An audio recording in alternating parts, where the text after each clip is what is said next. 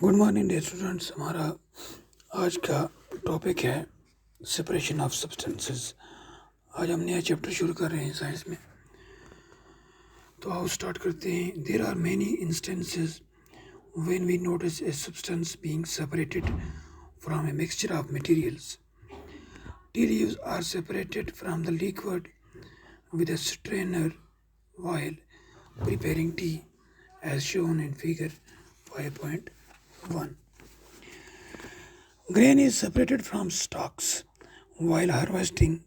Milk or curd is churned to separate the butter, as shown in figure 5.2. As we learned in chapter 3, we gin cotton to separate its seeds from the fiber. Perhaps you might have eaten salted dalia or poha. If you found that it had chilies in it, you may have carefully taken them out before eating. Suppose you are given a basket containing mangoes and apples and asked to separate them. What would you do? Pick out one kind and place them in a separate container, right? Seems easy, but what if the materials we want to separate are much smaller than mango or apple?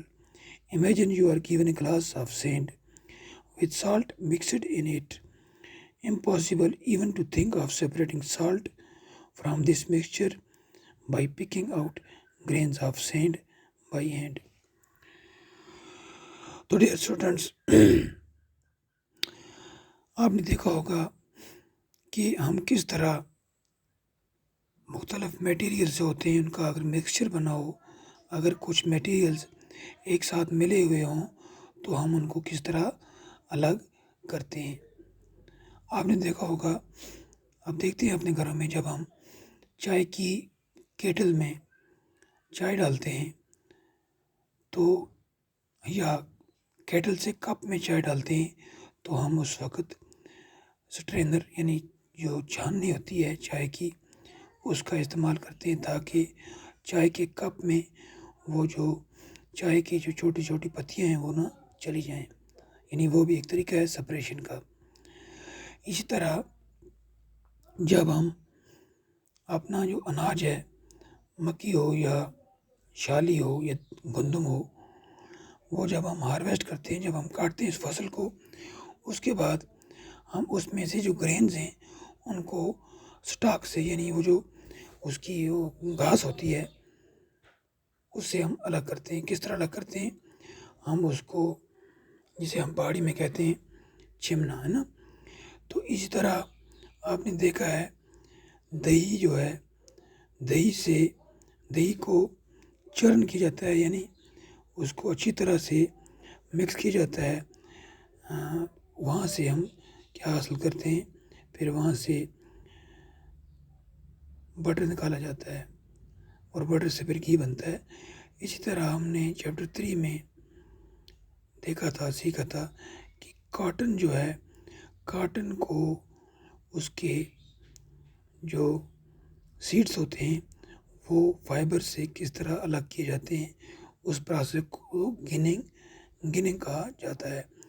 इसी तरह अगर आपने कभी दलिया या पोहा, ये 2 किस्म के डिशेस हैं, खाने हैं, अगर ये खाए हों तो आप देखेंगे उसमें चिलीज होती है, मिर्ची होती है, हरी मिर्च।